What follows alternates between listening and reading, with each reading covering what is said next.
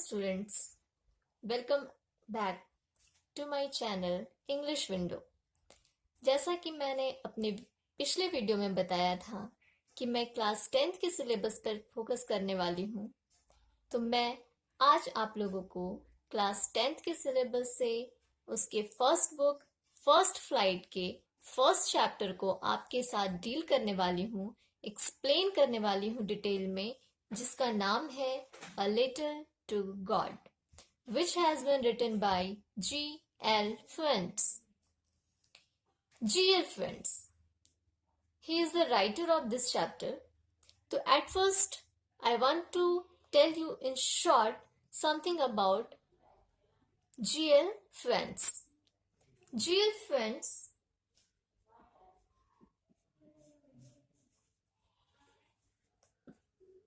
was a Mexican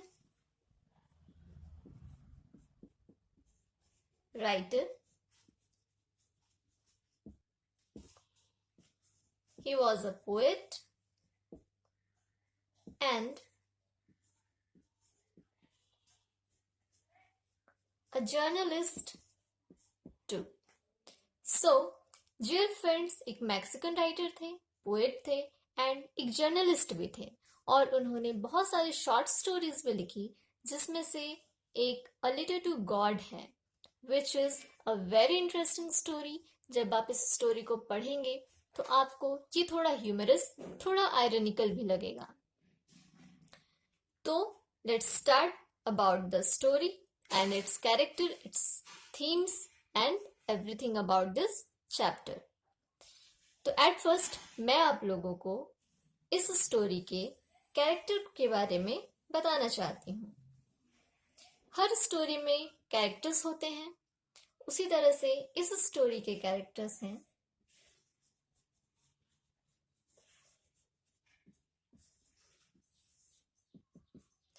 Lencho. Lencho is the main character of this story. Lencho was a hard-working farmer.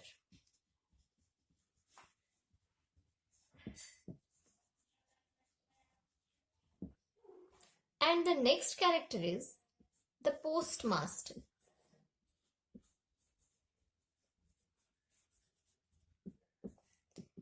The postmaster was a very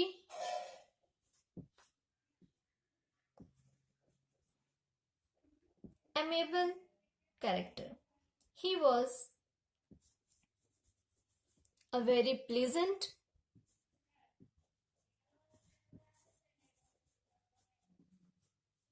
and friendly fellow. Okay. Actually देखा जाए तो इसमें और भी characters हैं, but they are not important, like Lencho's wife, Lencho's children and some employees of the post office. Let's start the story. ये जो story है अ लेटर टू गॉड, जैसा कि इसका टाइटल हमें सिग्निफाई करता है कि इस स्टोरी में एक लेटर लिखा गया है जो कि किसी दोस्त, किसी रिलेटिव्स के पास नहीं, but to God. It means ये जो बात है कि किसी लेटर को लिखना, वो भी किसी गॉड के पास, it is really a very humorous type of story. अगर हम सोचें तो हमें ये बड़ा ह्यूमरस लगता है कि क्या कोई लेटर गॉड के पास लिखा जा सकता है, और अगर लिखा भी जाता है तो how can it be reach to the God. But इस स्टोरी में लेंचो, जो कि गॉड के पास लेटर लिखता है, ये एक छोटी सी बात हमें लेंचो के एक बहुत ही इंपॉर्टेंट कैरेक्टर के बारे में बताती है, that Lencho had a childish belief.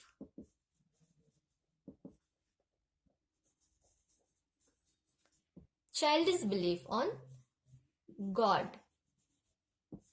और जब किसी के पास इस तरह का चाइल्डिश बिलीफ होता है, बिलीव किसी गॉड पर होता है, तो वो उसे ऐसा फील कराता है कि कोई भी चीज जो हमारे लिए या किसी के लिए भी इम्पॉसिबल होता है, वो उसके लिए गॉड जरूर से जरूर पॉसिबल कर ही देते हैं।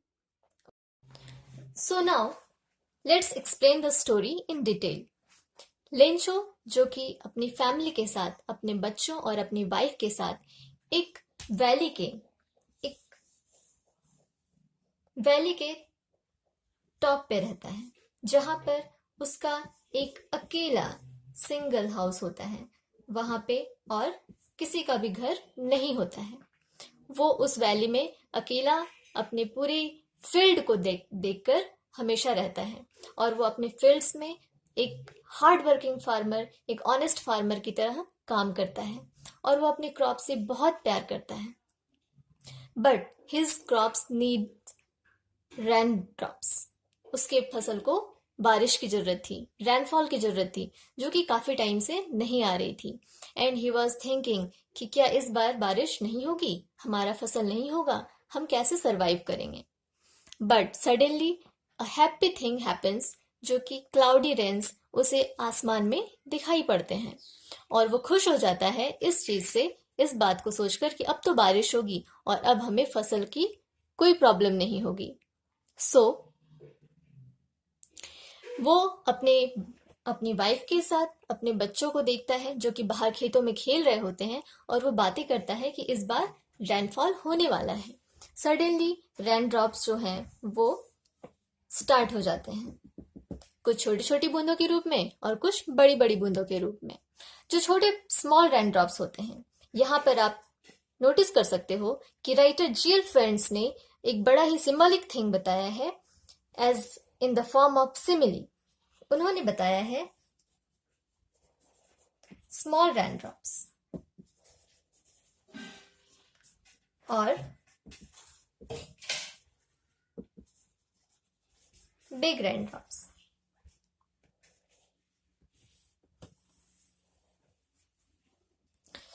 एक्चुअली लेंचो जब रेनफॉल होता है तो लेंचो स्मॉल रेन ड्रॉप्स को कहता है 5 सेंट्स, और बिग रेन ड्रॉप्स को कहता है 10 सेंट्स।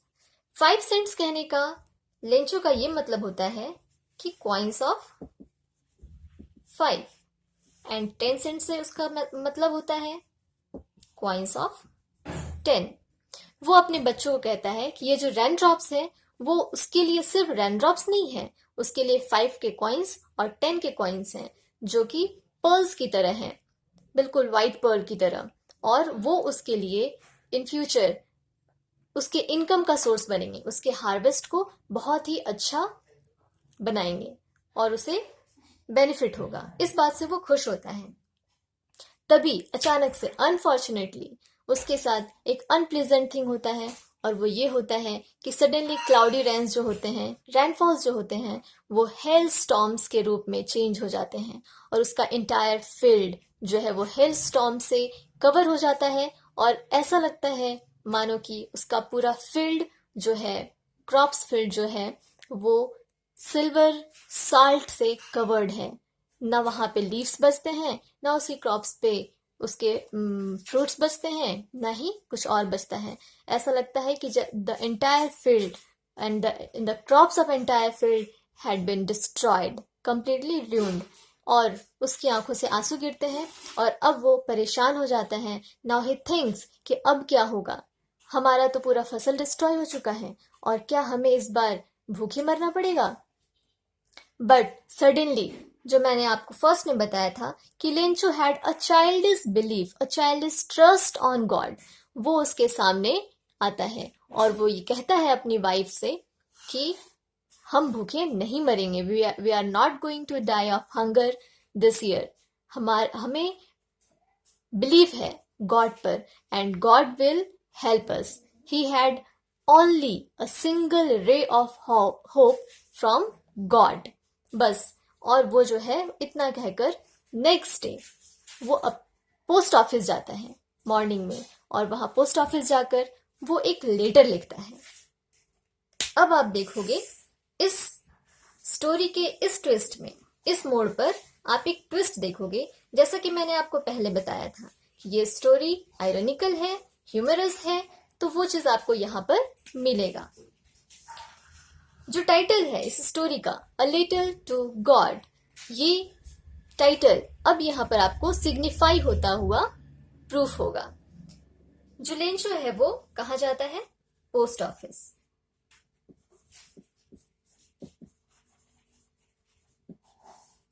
और पोस्ट ऑफिस में जाकर वो एक लेटर लिखता है।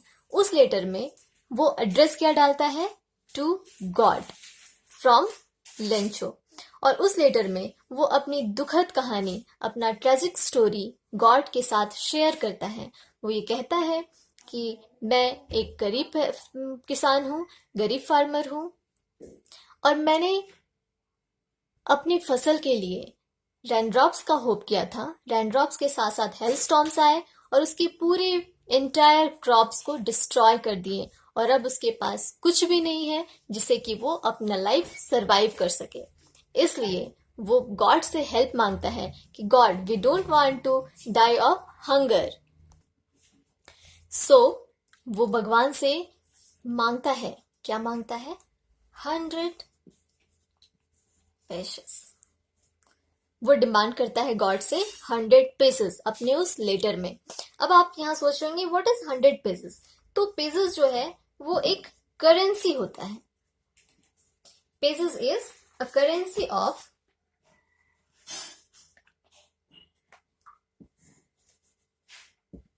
Latin American countries. जैसे हमारे कंट्री में रुपए चलते हैं, उसी तरह से लैटिन अमेरिकन कंट्रीज में पेसेस चलते हैं। तो Lencho demands for 100 pesos for his crops to God. वो गॉड से डिमांड करता है कि गॉड, मुझे 100 पेसेस दे दो ताकि मैं फिर से अपनी फसल को बो सकूं और उसे मैं सरवाइव कर सकूं अपनी फैमिली के साथ। इतना लिखकर वो उसे एक एनवेलप में डालकर और पोस्ट ऑफिस में पोस्ट कर देता है। वहां पे जो एम्प्लॉयज थे पोस्ट ऑफिस में, पोस्टमास्टर, पोस्टमैन वगैरह, वो सारे लोग उसे देख रहे थे कि वो एक बहुत ही परेशान है और एक लेटर लिख रहा है।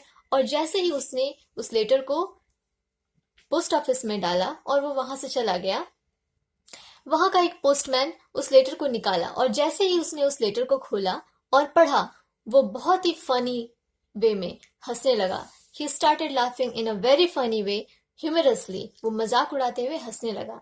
And he went to the post master of that post office. और जब वो पोस्ट मास्टर के पास गया, उसने बताया कि ये लेटर जो है वो उसने गॉड को लिखा है। उसने किसे लिखा है?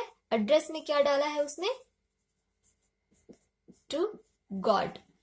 तो ये सुनकर पोस्ट मास्टर भी थोड़ी देर के लिए बहुत ही ह्यूमरस वे में वो हंसने लगे और उसका मजाक उड़ाए। बट सडनली पोस्ट मास्टर, जैसा कि मैंने आपको पहले बताया, वो एक प्लीजेंट पर्सन, एक अमेबल पर्सन थे। इट मीन्स एक फ्रेंडली पर्सन थे। So suddenly he stopped laughing, और उन्होंने सोचा कि आखिर लेंचो ने क्यों लिखा गॉड को letter? Why had he written this letter to God? और जब उसने पूरा लेटर पढ़ा तो उन्हें समझ आया, ने डायरेक्टली जाकर लेंचो को ये पैसा नहीं दिया, क्योंकि वो जानते थे कि लेंचो को पता है कि उसके पास जो पैसे आएंगे वो गॉड भेजेंगे, और वो भी बाय पोस्ट। इसलिए उन्होंने एक लेटर लिखा फ्रॉम गॉड, गॉड के साइड से टू लेंचो, और उसमें 100 पेसेस की जगह पे 70 पेसेस डालकर एनवेलप में पैक कर कर लेटर डाल दिया। The next day following Sunday, in the early morning, the following Sunday, Lencho in the early morning he went to the post office। और वहां जाकर उसने पूछा कि क्या मेरे लिए कोई लेटर आया है?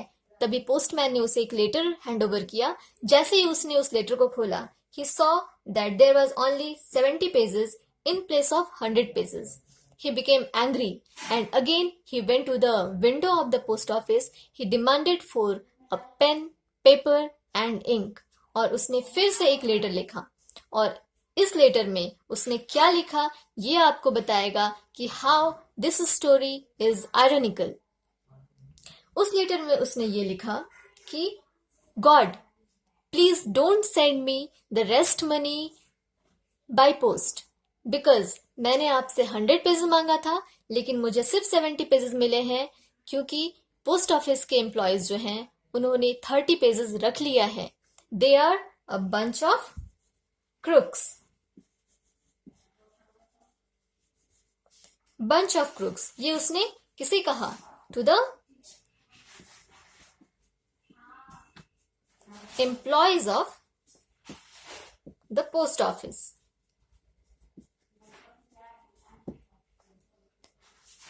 लेंचो ने पोस्ट ऑफिस के एम्प्लॉयज को अ बंच ऑफ क्रूक्स कहा. बंच ऑफ क्रूक्स कहने का मतलब होता है ठग, चीटर. It means cheaters. उसने ये कहा कि पोस्ट ऑफिस के एम्प्लॉयज ने 30 पेजेस अपने पास रख लिया है और मुझे सिर्फ 70 पेजेस दिए हैं. So please again when you will send me the rest money 30 pesos, don't send me by post. ये आप मुझे डायरेक्टली मेरे घर पर देना. And again he packed the letter into an envelope और उसने फिर जाकर पोस्ट कर दिया उसी पोस्ट ऑफिस में. जैसे ही लेंचो वहां से चला गया लेटर को पोस्ट करने के बाद, पोस्टमैन ने जल्दी से जाकर उस लेटर को फिर से निकाला और जैसे ही पोस्टमास्टर ने उस लेटर को पढ़ा, he became surprised. He got surprised क्योंकि उस लेटर में जो लिखा था it was unexpected thing for the postmaster. ये जो इंसिडेंट है स्टोरी का, ये इंसिडेंट यही बताता है कि ये जो स्टोरी है वो एक आयरनिकल है इस सिचुएशन की वजह से, क्योंकि जिस पोस्टमास्टर ने 70 पेजेस अपने सैलरी से काट कर उसे दिया, उसी पोस्टमास्टर को लेंचो ने क्या कहा? A bunch of crooks. So यहाँ पर ये स्टोरी फिनिश्ड, बट ये हमें दिखाता है कि how this story is an ironical story and how this story is a humorous story. So ये आपका स्टोरी था. आई होप कि आप लोगों को स्टोरी समझ आई होगी. अब मैं आप लोगों को इस स्टोरी से रिलेटेड कुछ और चीजें बताती हूँ.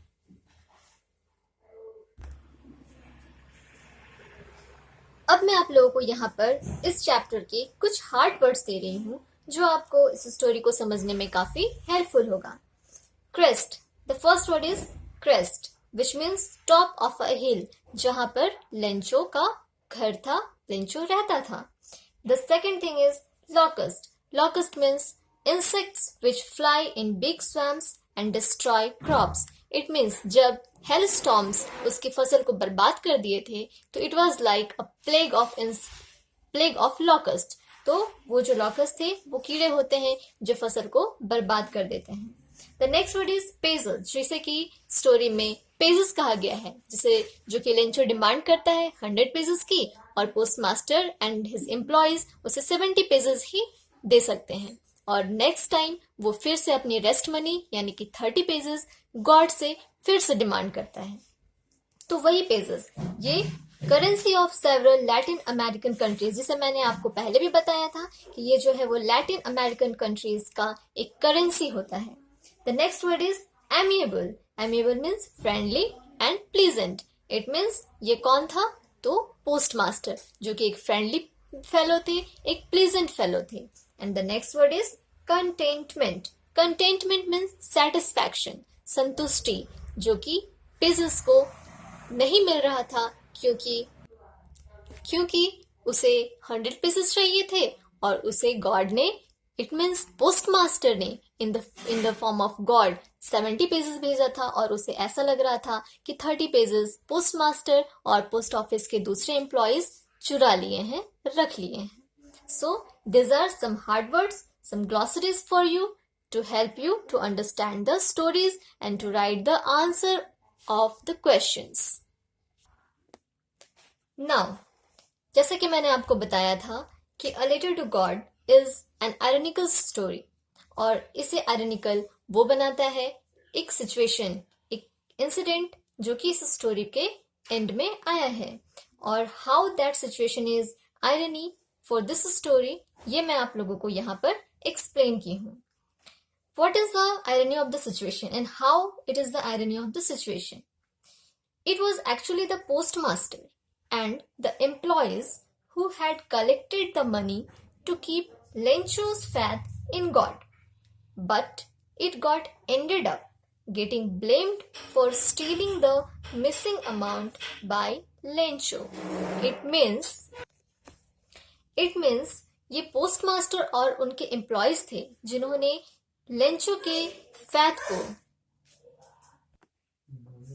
जिसने लेंचो के फैथ को कायम रखने के लिए उन्होंने अपने सैलरी से काट कर पैसे कलेक्ट किए थे, बट ये जो था ये एंड हो जाता है ये ब्लेम करके, ये ब्लेम लगाकर कि उन्होंने जो अमाउंट था वो चुरा लिया और अपने पास रख लिया। और ये जो ब्लेम था ये किसी और ने नहीं बट लेंचो ने खुद उन पे लगाया था। इसलिए ये जो सिचुएशन है वो आयरनी है इस स्टोरी का।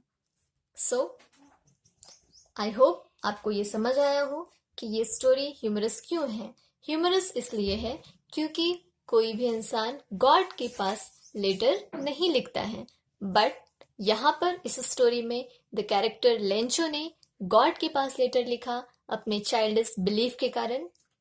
So it shows that this story has a little bit humor and the irony क्यों है वो मैं आपको explain कर चुकी हूँ इस story में, और आप यहाँ देख सकते हो कि how it is the irony of the situation.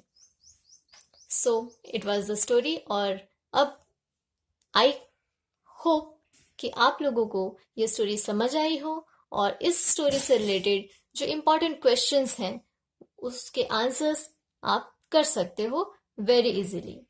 मैं आपको बता दूं कि इस स्टोरी से जो इम्पोर्टेंट क्वेश्चंस है वो क्या क्या हो सकते हैं। एट फर्स्ट क्वेश्चन ये हो सकता है कि how this story is an ironical story and why had Lencho a deep belief in God, and why had he written the letter to God? And one more thing, एक important question है जो कि अक्सर exams में आते हैं, वो ये है कि sketch the character of Lencho. तो जब भी आप इस क्वेश्चन का आंसर लिखोगे तो आपको उसमें सारे कैरेक्टर्स, सारी क्वालिटीज आपको बतानी पड़ेंगे, और इस क्वेश्चन के आंसर के लिए आपको ये स्टोरी समझ आई होगी तो आप बहुत ही अच्छे से लिख सकते हो। अब मैं अपने नेक्स्ट वीडियो पे नेक्स्ट चैप्टर को डील करूंगी जो कि है Nelson Mandela, which is a very important story जो कि आपको थोड़ी सी हिस्ट्री की ओर ले जाएगा। सो मेरे नेक्स्ट वीडियो के लिए आप मेरे चैनल को अगर सब्सक्राइब नहीं किए हो तो इसे सब्सक्राइब करो, बेल आइकन प्रेस करो ताकि आपको नोटिफिकेशन मिलता रहे और आपको इसी तरह से आपके सिलेबस की स्टोरीज, चैप्टर्स आपको समझ आती रहे। इसके लिए थैंक यू।